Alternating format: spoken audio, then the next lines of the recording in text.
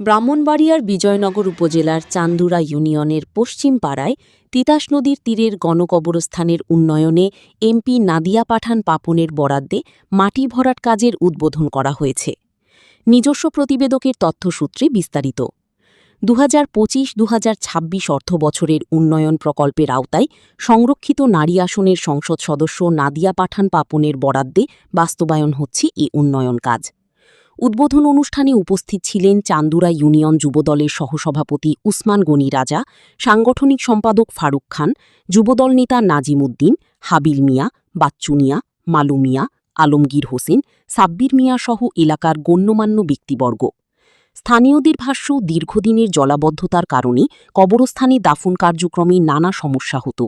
মাটি ভরাটের কাজ শেষ হলে কবরস্থানটি হবে আরও নিরাপদ, ব্যবহার উপযোগী ও পরিবেশ বান্ধব। এলাকাবাসী এই উদ্যোগের জন্য সংশ্লিষ্ট কর্তৃপক্ষের প্রতি কৃতজ্ঞতা প্রকাশ করেছেন।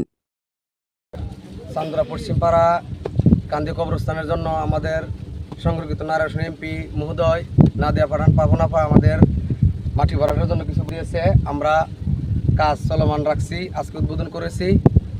এমপি মহোদয়ের প্রতি আমার আরও আকুল আবেদন থাকবে, গাইডওয়ালটা করতে পারি এবং আরও মাটি ভরাট করতে পারি, কারণ বর্ষাকালে আমরা এখানে জানাজা করতে পারি না।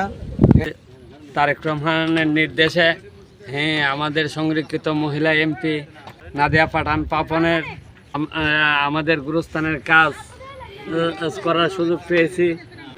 আজকের এই গুরুস্থান আমাদের শ্রদ্ধার জায়গা এবং চিরস্থায়ী জায়গা। এখানে আমরা খুব অবহেলিত ছিলাম। অল্প বৃষ্টি অল্প পানি হলে আমাদের মৃত আত্মীয় স্বজনদেরকে দাফন করার কোনো ব্যবস্থা ছিল না, বলতে খুব দুর্ভোগ হইত। এটা বিবেচনা করে আমাদের গুরুস্থানের কিছু প্রকল্পের মধ্যে গুরুস্থানে একটি প্রকল্প দিয়েছেন। আমি ওনাকে কৃতজ্ঞতা জানাই, আমার অন্তঃস্থল থেকে কৃতজ্ঞতা ও ধন্যবাদ জানাই।